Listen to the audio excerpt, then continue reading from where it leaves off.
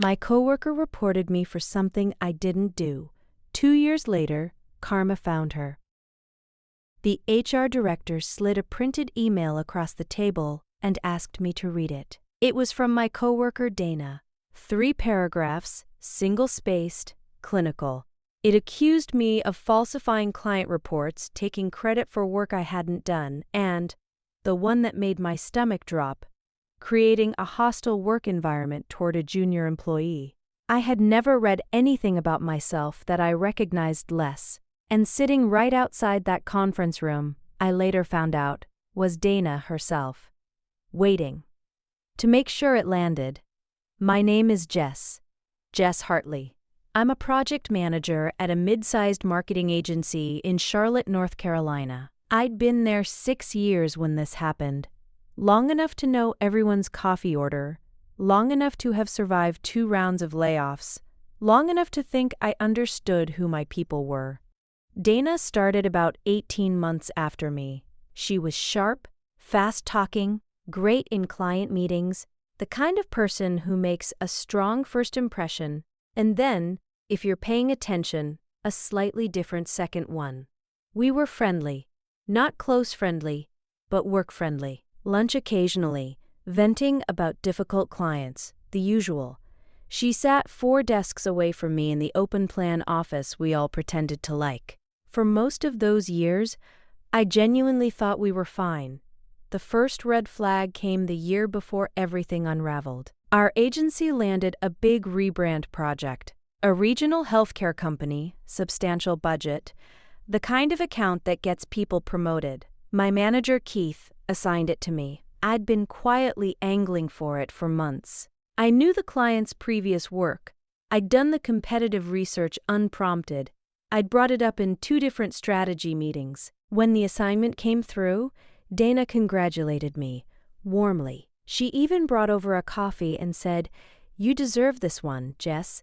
You put in the work." I should have noticed that her eyes didn't match her mouth. 2 weeks into the project, she started inserting herself, offering to help with the timeline doc, volunteering to sit in on client calls, sending the client's marketing director little follow-up emails after meetings. I thought she was being a team player. She was learning the account. The second flag, she started asking specific questions about my process. How did I structure my status reports? What project management software did I use? How did I log hours against deliverables? I thought she was trying to improve her own workflow. I answered every question. I showed her my templates. I was generous with my system because I thought that's what good colleagues did. I was handing her the script she would use against me. The complaint landed on a Thursday in April. I was called into HR at 9 a.m., no context, just a calendar invite from the director, Pamela, that said, "Check in, confidential." I walked in assuming it was a routine thing, maybe a compensation review, maybe something about a team restructure. Instead, there was a printed email and Pamela's careful, neutral face. I read it twice. According to Dana's complaint, I had submitted a client deliverable in January and listed it as my own work when the core concept had come from Dana during a brainstorm session. She claimed she had documentation. She also claimed I had spoken to a junior coordinator named Brianna in a way that made Brianna feel undermined and dismissed, and that this was part of a pattern. Pamela asked me to respond. I said, "None of this is accurate." Pamela nodded in the way HR people nod when they've been trained not to react. The investigation lasted 3 weeks. During those 3 weeks, I went to work every day and sat 4 desks away from Dana and said good morning, and answered emails and acted like my career wasn't on fire. I don't know how I did it. I think shock has its own kind of anesthetic. The investigation cleared me, mostly. The credit theft claim fell apart quickly. I had time-stamped Slack messages, a version history on the shared drive, and an email to Keith from December where I'd outlined the concept before any brainstorm with Dana happened. The documentation she claimed to have never materialized in any specific form. The hostile behavior claim was murkier. Brianna, who was 23 and had been at the company 4 months, gave a statement saying she had felt sometimes dismissed in meetings. She wasn't malicious. I think she was uncomfortable and told the truth as she experienced it, which was a softer version of what Dana had framed it as. HR's conclusion: no evidence of misconduct, no formal disciplinary action. But here's what they don't tell you about being investigated and cleared. The cloud doesn't fully lift. Keith became slightly more formal with me. Not cold, just careful. Like he was now aware I was someone who could generate paperwork. 2 colleagues I'd been friendly with started being vaguely distant in a way I couldn't quite name. A client meeting I should have led got quietly reassigned to someone else. And Dana acted completely normal, sympathetic even. She told me over the coffee machine that she was glad it got sorted out and hoped there were no hard feelings. I smiled and said, "Of course not." I went back to my desk and I made a decision. I was going to watch her, quietly, patiently, and for as long as it took, because people who do what she did don't do it once. I want to be clear about something. I didn't plot. I didn't scheme. I didn't set traps or whisper in anyone's ear or try to manufacture anything. I just paid attention, and I documented everything. I started keeping a work journal. Nothing dramatic, just a running log of meetings, decisions, conversations, project milestones, dates, specifics, who said what. I saved every relevant email to a personal folder. I kept records of every deliverable with clear timestamps. I became meticulous in a way I hadn't been before, because I now understood that the record is everything, that the person who controls the paper trail controls the story. And I watched Dana, not obsessively, just clearly, with the kind of attention you develop when someone has shown you who they are. She moved up. That's the part that hurt most in the middle of it. About 8 months after the investigation, Keith left the company. New director came in. A woman named Sandra, who was sharp and decisive, and immediately charmed by Dana, who was very good at being charming to people who had power over her. Dana got a senior project manager title, a small team underneath her, the healthcare account eventually, the one I had built. I was still in my same role, still doing solid work, still invisible in the way that solid, drama-free work often is. For a while I wondered if I'd been wrong, if this was just how it went. The ruthless ones climb, and the rest of us document our timestamps in quiet journals and eat lunch alone. But I kept watching, because I knew something Sandra didn't yet. Dana had a method. The junior employee she built her case around, Brianna, had moved on from the company about 6 months after the investigation. I'd always felt bad about that. I reached out to her once, carefully, just to say I hoped she was well, and that I hadn't held any of it against her. She responded with a message that surprised me. She said, "Jess, I need you to know that I never said what Dana told me I said. She came to me the week before and coached me. She told me what to say, and that it would help balance things out for the team. I was new and scared, and I didn't understand what was happening until it was already over. I'm sorry." I read that 3 times. Then I saved it. I saved the screenshot, backed it up in 2 places, and I said nothing to anyone. Not yet.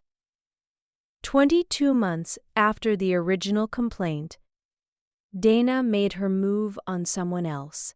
A colleague named Marcus, good guy, mid-30s, had been with the company about 4 years. He was leading a big product launch for a tech startup client, the most significant account the agency had signed in 2 years. 2 weeks before the launch, Dana filed a complaint against Marcus with Sandra. She claimed he had mismanaged the timeline, made unauthorized changes to the client agreement, and had spoken to her in a demeaning and aggressive manner during a team meeting. I heard about it through the normal channels of office osmosis, and something clicked into place so cleanly it almost made a sound. I went to Marcus that afternoon. I told him I had some information that might be relevant to what he was going through. I showed him Brianna's message. I showed him my journal entries from my own investigation, the timeline, the pattern. the specific language Dana used that echoed almost word for word in what she'd now filed against him. He stared at it for a long time. Then he said, "She did this to you too." I said, "She has a method, and I've had 2 years to document it." We went to HR together, not just Marcus and me. Marcus had quietly spoken to 2 other former colleagues in the weeks following, people who had left the company or been quietly sidelined, and 2 of them had their own versions of the same story, different details, same architecture, a complaint filed at a strategic moment, a junior employee who felt pressured to corroborate, a target who got cleared but diminished. We brought everything. Brianna's written statement, my timest-tamped journal, the pattern analysis Marcus had put together comparing the language across 3 separate complaints Dana had filed in 4 years. Pamela, the same HR director who had investigated me, sat across the table from us and went very still. She said, "How long have you been compiling this?" I said, 2 years. The investigation took 6 weeks. Dana was placed on administrative leave after the 2nd week. The tech startup client, when contacted as part of the process, confirmed that several timeline decisions Marcus had allegedly made unilaterally had actually been made in joint meetings that Dana had also attended, and that the client had found Marcus professional throughout. The junior employee on Marcus's team, a young man named Derek, gave a statement saying that Dana had approached him before the complaint and suggested that certain things she was going to describe might help him look good if he supported her account. Same method, same script. Brianna, from across the country, submitted a formal written statement when we asked. She didn't hesitate. Dana was terminated 6 weeks after the investigation began. Not quietly, the way people sometimes leave. Formally, for cause, which meant she had no grounds for the severance package she tried to negotiate. Her LinkedIn went dark for about 3 months. The thing people always want to know is whether I felt satisfied, whether there was a moment of triumph, of sweetness, of I told you so. Honestly, the feeling was quieter than that. I was in the parking garage when Marcus texted me that it was done. I sat in my car for a few minutes. I thought about the Thursday morning 2 years earlier when I'd walked into that conference room not knowing what was waiting for me. How I'd driven home that night and sat in my driveway for 20 minutes because I didn't know how to walk inside and explain to my husband that someone had tried to burn me down, and I didn't know why. I thought about how I'd gone back the next morning anyway, and the morning after that. I felt something, sitting in that parking garage. Not glee, more like rest. Like I could finally put something down that I'd been carrying so long I'd stopped noticing the weight. Marcus leads the tech startup account now. It launched successfully. The client renewed. I got a promotion 8 months later, not because of any of this, just because I had spent 2 years doing excellent, documented, time-stamped work while all of this was happening underneath it. Sometimes the boring strategy is the right one. Brianna, I heard through a mutual contact, is thriving at a company in Austin. I hope that's true. I hope she stopped carrying the guilt, too. Dana, from what I can tell, is working somewhere in Atlanta now. Smaller agency. I don't wish her harm. I just hope there's someone there who pays attention. Because the most dangerous thing I ever did for my career was stop paying attention. The second most dangerous thing I ever did was start again. Some people mistake patience for weakness. They see someone who doesn't fight back, and they think they've found a safe target. They don't realize they've just handed you time. And time, used carefully, is the most devastating thing you can give someone you've wronged. Dana spent 2 years thinking she'd won. I spent 2 years making sure she was wrong.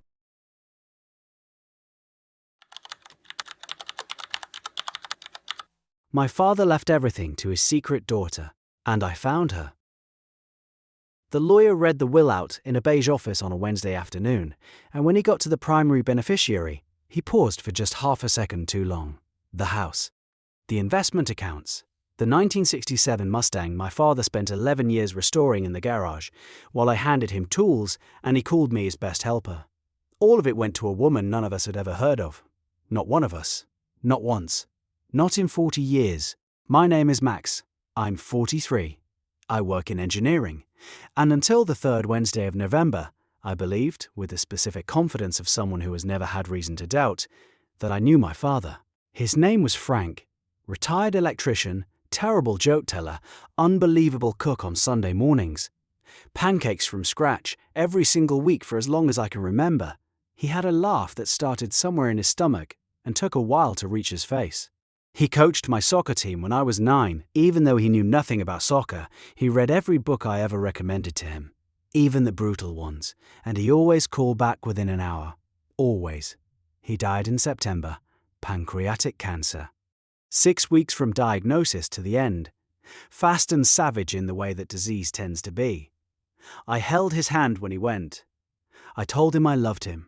He said, "I know, son. I know." I thought those were the last words he'd ever say to me.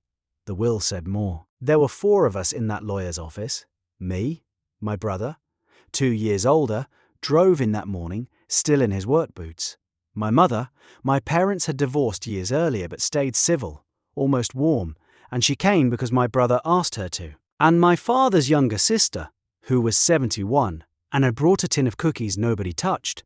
The lawyer read through the standard preamble, the small bequests, the personal items. My brother got the tools. My aunt got a brooch that had been their mother's.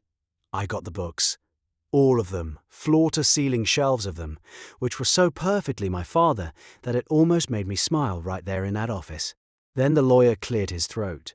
The remainder of the estate, the house, the investment accounts totaling just over $400,000, and the Mustang, was to be transferred to a woman with a date of birth in the spring of 1985. In recognition of a debt of love long overdue, my father had written those words. I knew his phrasing. I knew the way he put a sentence together.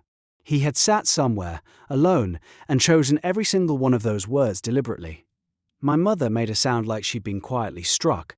My brother said, very low, "What the hell is this?" I said nothing. I was doing math. Spring 1985. I was born in 1981. My brother in 1970. This woman was 4 years younger than me. The red flags existed. I just filed them in the wrong place. My father had been distant in a specific way during the mid-80s. I know this not from memory. I was too young, but from things my mother mentioned over the years in the casual way of someone who processed something long ago. Your dad went through a hard patch back then. Wasn't himself for a while. I always assumed she meant money. Work pressure, normal adult difficulty. There was also a name I'd heard exactly once, when I was maybe 12. I was supposed to be asleep, and my parents were arguing in the kitchen below my bedroom, in the specific low-voiced way that means the argument is serious. I heard my mother say a woman's name. One name, just once, with a weight that names don't normally carry. I asked about it the next morning. She said it was nothing, a work thing, and changed the subject so smoothly that I let it go completely. I hadn't thought about that name in 30 years. Standing in the parking lot outside the lawyer's office that Wednesday, he came back to me without being invited. My brother wanted to contest the will immediately. We were standing in the November sun that was doing nothing useful, and he was already on his phone looking up estate attorneys. He was furious in the loud, forward-moving way he handles being hurt.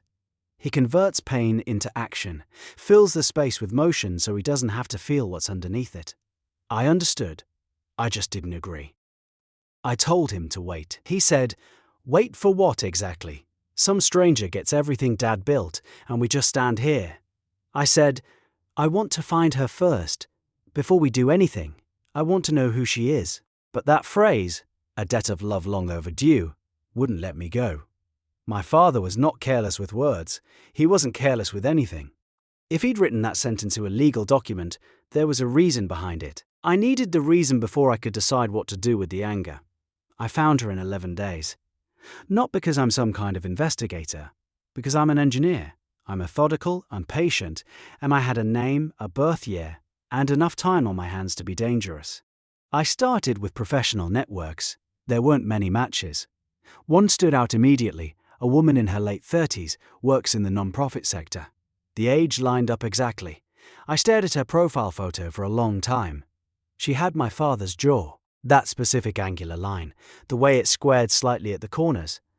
I had always thought of that jaw as a family thing. My brother had it, I had it, my aunt had it. This woman had it too. I found a contact email. I spent 4 days writing and deleting a message before I finally sent something I could live with. I believe Franklin was my father. I think he may have been yours too. I'm not writing to threaten you or to fight over anything. I just need to understand.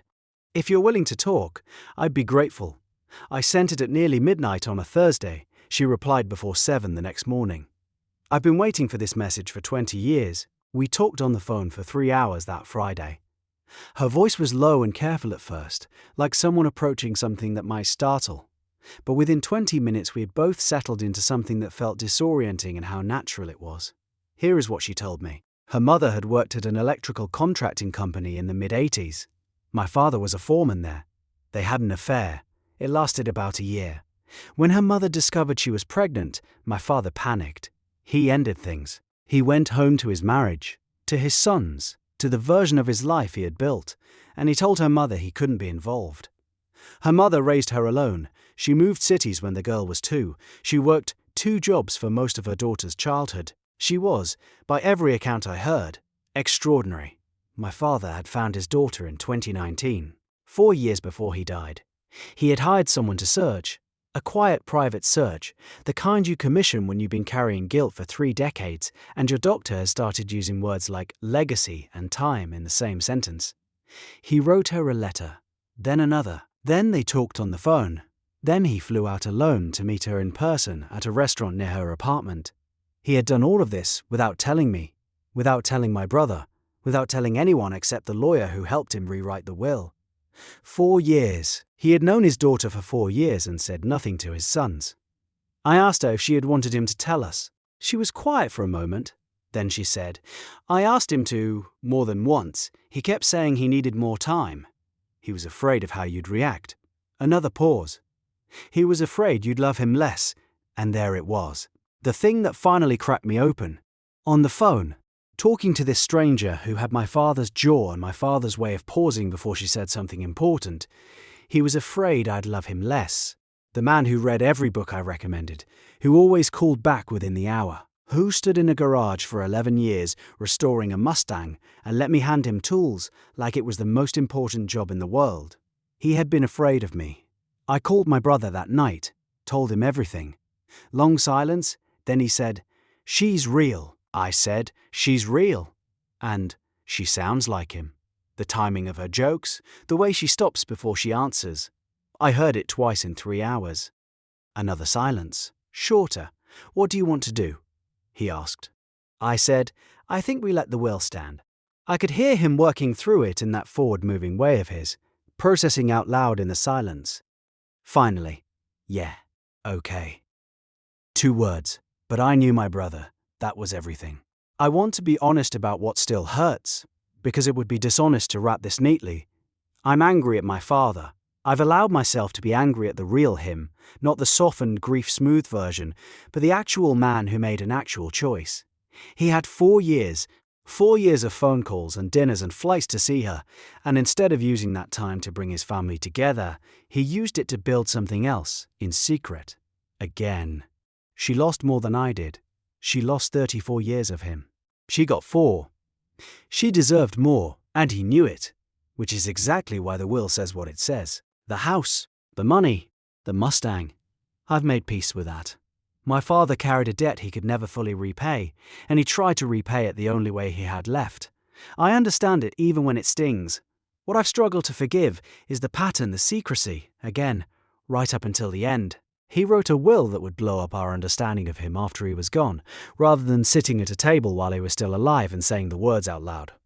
He was always braver with his hands than with his words. But then, he did leave words. A debt of love long overdue. He left those words, knowing we'd have to find them. Knowing we'd have to sit with them. Maybe that was the bravest he knew how to be. She came to visit 3 months after the phone call. I picked her up.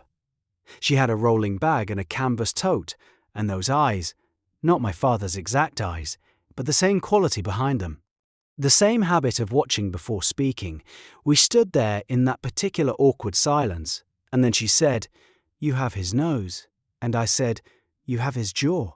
And we both laughed in the way that is mostly just relief. My brother met us at the house. Her house now, technically. He shook her hand at the door. Very formal. Very him. Then he looked at her for a long moment, the way he looks at something he's trying to figure out. He said, "Meg says you make terrible puns." She said, "Only when the situation calls for it." He said, "Yeah.